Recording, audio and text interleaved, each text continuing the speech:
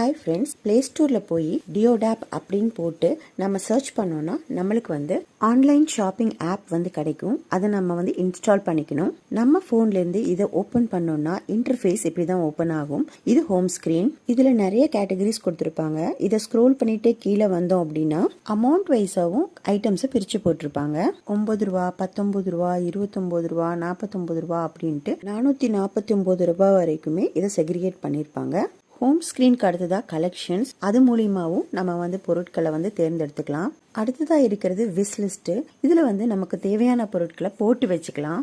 தேவைப்பட்டதை கடைசியாக கார்ட்டில் ஆட் பண்ணிக்கலாம்.